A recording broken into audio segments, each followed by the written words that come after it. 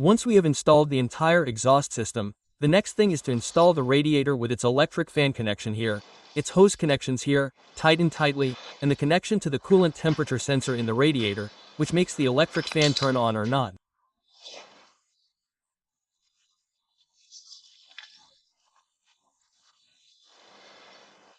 Okay, blue and white cables, the outer one and the other one the inner one. Also the hose in place, and now we are going to put the oil cooler in. The level of reconditioning of the bike is already impeccable, everything clean, everything reconditioned. Now we are going to put the liquid in, and after having cleaned the oil radiator and the water radiator well, just put the water radiator in, now put new coolant, new oil, new filter. Everything is spotless here, the valves have been adjusted, the 4 spark plugs changed. I still need to put the cover on here, the air filter, the carburetors thoroughly cleaned with ultrasound.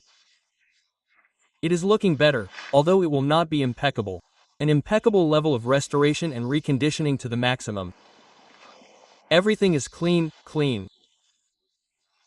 Every nook, every screw, every dirty part that is never cleaned and such, is all clean, completely reconditioned, and the exhaust pipes painted with 900 GR heat-resistant paint in this part here to protect it from rust for many, many years.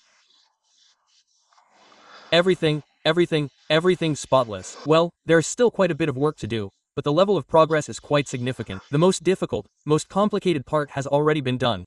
All this has been done with 55,122 kilometers and nothing, everything is impeccable.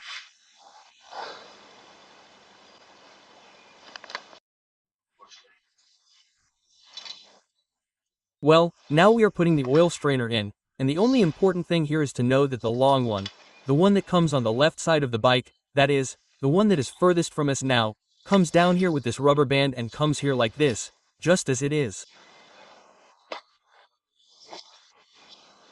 And this one, which is on the right side, this one that is closest to us, comes through here. And this one comes with the double washer. Let's put it in place. And then below it goes with the screw that comes to this support, and above it is screwed to the coolant radiator.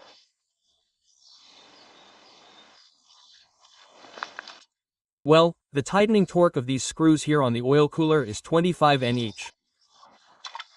25 N here. I have the torque wrench, so 25 N. Okay, both the water and oil sliders are in place. Now putting the coils in. The left coil is the one that feeds the 1 and the 4. And the right coil, which I'm going to put in now, is the one that feeds the 2 and the 3. See? We've already put the 2 coils in place, the 4 spark plug leads in place, and now we're going to put the plastic protector that goes between the cylinder head cover and the radiator. I'll show you now. Look at this little thing.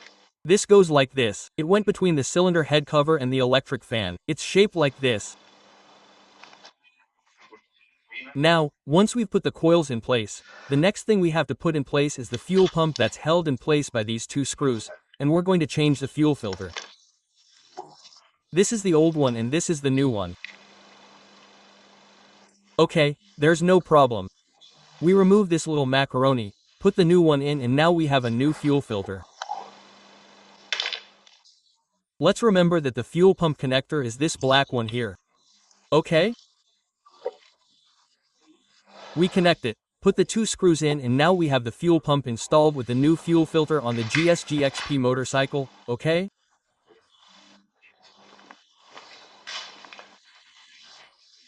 The ZZR1100 Model D, and now they're restored, the 2 horns are in place, so let's move on to the next thing.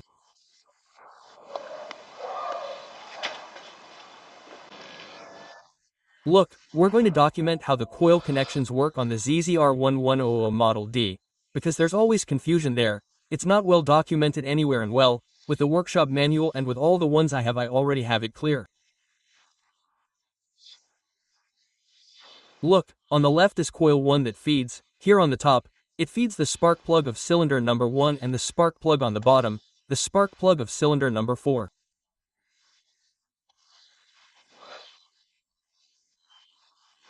On the top, which feeds the spark plug of cylinder number 1, it has this green terminal and the connection cable is red. The red one, okay? Green with red and spark plug number 1. And below, which has the black terminal, it's black with black cable and feeds the 4, okay? To the spark plug 4, let's put it. Done, there it is. Below, black, above, red with green and to 1. And below, black with black and goes to 4. Okay, the coil on the right that feeds the spark plug of cylinder number 3 at the top, and we have the black terminal here.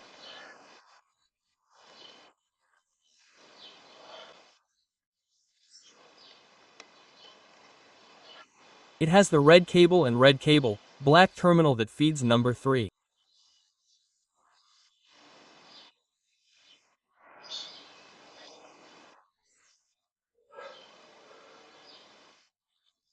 And below, we have the green terminal with the green cable that feeds.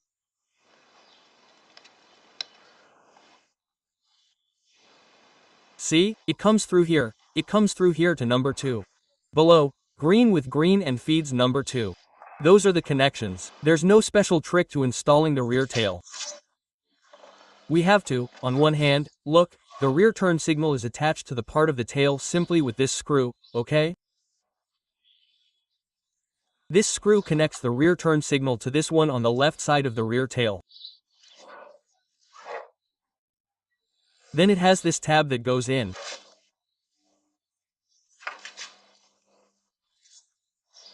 This little screw here is the one that goes there. This upper part that comes up here with another screw.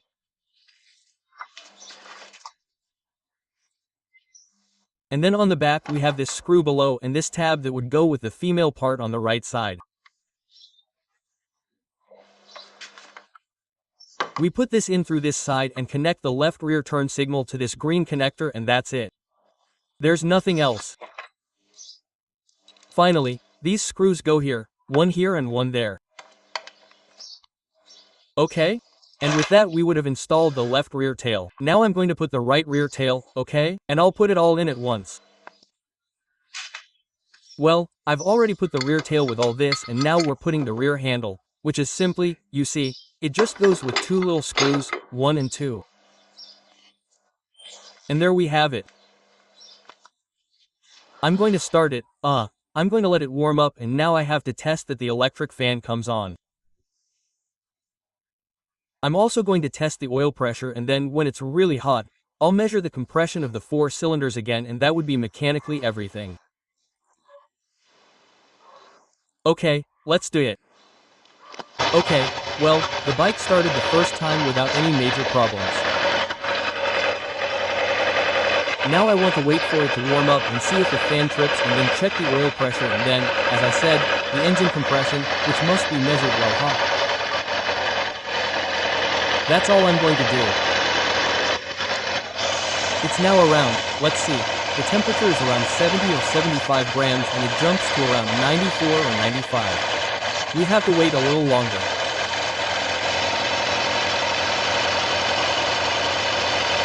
It's working very well, eh?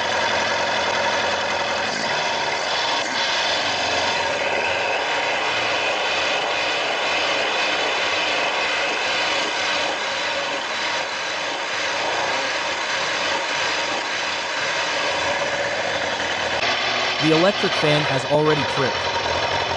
One more thing solved, the electric fan works perfectly. It stopped just when it was halfway. Okay, perfect. Well, now I have oil pressure and compression. Phenomenal, phenomenal. There is no loss of any type of fluid, not coolant, not oil, nothing. Alright.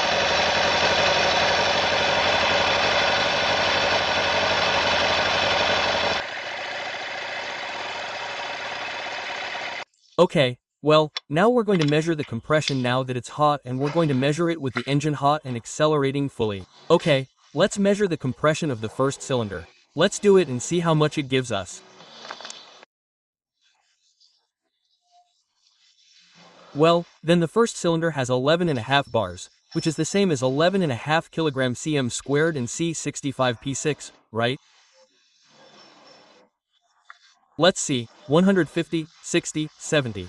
Yes, 165P6. Let's go with cylinder number 2. Okay, well, cylinder number 2 gives us 11 bars, 11 and a little bit kilogram cm squared and 160P6. Okay, cylinder number 2. Let's go for cylinder number 3. Okay, well, cylinder number 3 also gives us 11 bars, 11 and a little bit kilogram cm squared, 160P6. Cylinder 3. Let's go for cylinder 4. Okay, so we're now on cylinder 4. We're looking at it with the engine warm, with the throttle fully open and having just adjusted the valves, which is how you have to measure the engine's compression. We're at 100 meters above sea level, which means that it will give about 1 kilo less than it would at sea level, okay? Approximately 1 kilogram and a little more. In other words, the compression in the first 3 cylinders is phenomenal. I've already set it to 0 and now it's time to measure the 4th cylinder. The 4th cylinder gives 11 and a little bit bars, almost 11, no, it doesn't quite reach 11 and 5. 11.5 kilograms cm squared and 165P6. Okay, perfect. They're balanced between the 4. It has very good compression, so this engine is new, healthy and perfect. It only has 55,000 kilometers, but with everything done, valve relief, oil changes, filters and such, it's phenomenal. Okay, well, that's it. One more topic that has been documented and verified. Now it's time to put the air filter box with the new air filter in place. We've already tightened the carburetor clamps, so we're going to put the entire air filter box plus the air filter in place. Let's see how we do it. Here we've cleaned the entire air filter box well. We've put the first little thing in place. This one here simply fits where the carburetors are. It has 4 screws at the top and 4 at the bottom. But this last one here, doesn't fit because that's the one that comes here in the box, which is the one we can access through the little hole here, okay? Which is what we're going to do now. Then we have this breather in front, this breather, and then this little tube here is hooked up to this little tube here, which is the secondary air tube.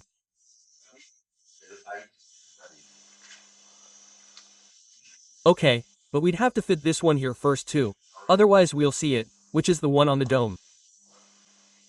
We have to attach that one before putting this in, otherwise we won't be able to attach it later. And then here we have another one, which is this vent here, okay? And then finally this one here that comes through here. Let's see the dome. It's this little tube here. I removed it from the dome and then I'll put it in the dome. Okay, this comes through here and this comes through there. See? It attaches there and comes through here. Perfect. There it is.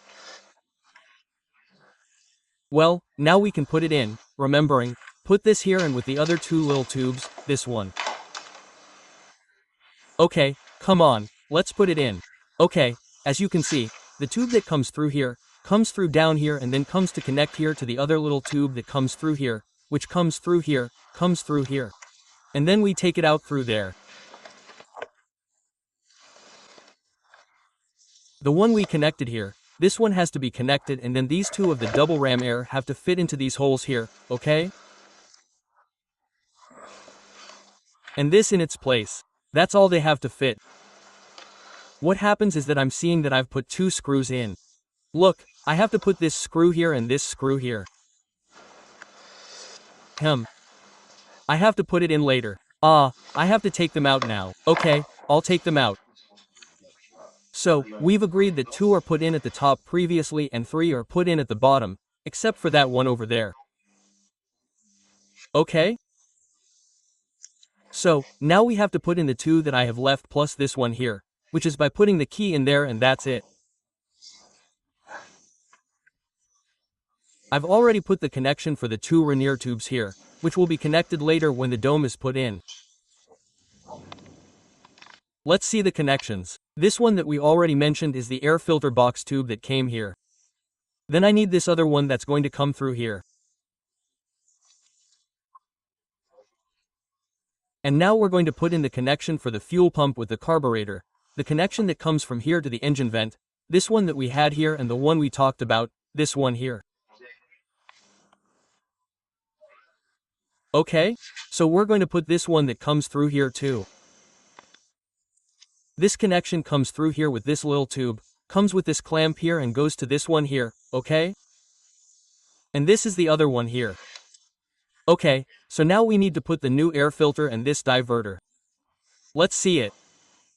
And here we have all the connections made. And remember, here we have the one that comes through here from the carburetor, the one from the coolant.